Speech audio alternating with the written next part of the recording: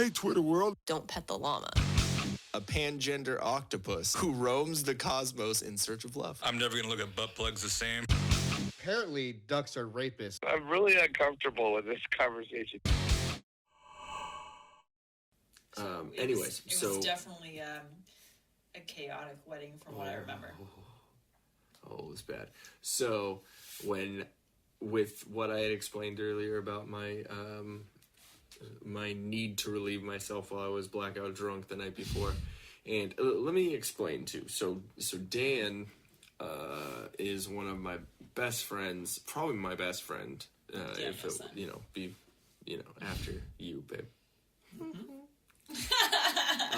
I'm just trying to gain points, people.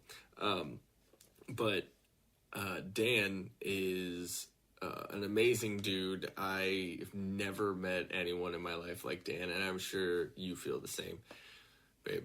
Dan. He cries a lot.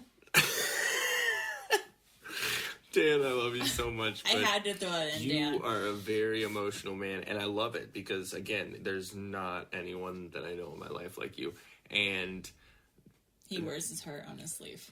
Yeah, and you two get along very well. As much as I do, the two of us, it's to the point where whenever Dan calls, I show Jen, and she just, I'll see you in 2 hours, because we both those talk. Two men talk. They think women talk a lot? No. Come over here. Listen in. Yeah. But it's a funny conversation. We had a good conversation with Dan last night, actually. Yeah, it went from...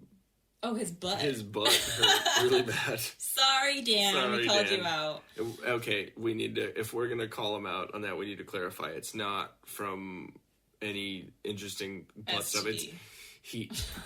He went snowboarding and fell because, we're all getting... up there in a couple of years after being young and thinking we're invincible. So, we offered the advice of getting a inflatable donut that he could sit on, but I don't know if he heard that because we talk over each other. It's just kind of the way conversation goes. But anyways, Dan, love you. So it was all of us out the night before, but then you came out for like an hour, something like that, hour and a half.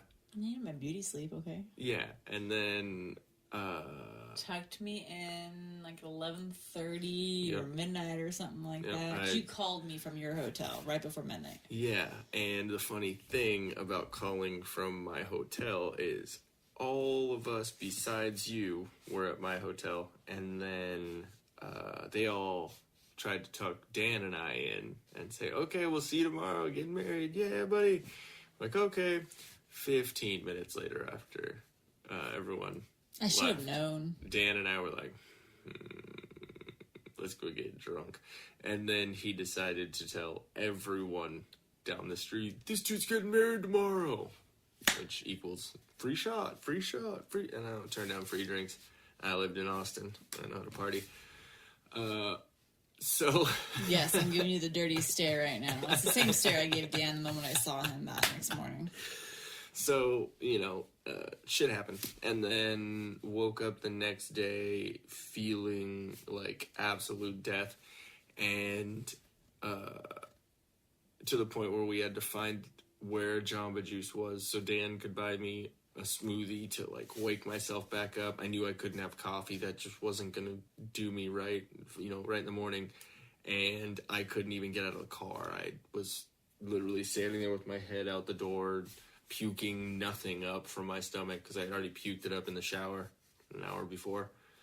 But then coming to the venue and passing out face first on top of my backpack, and I cross-legged outside in the front.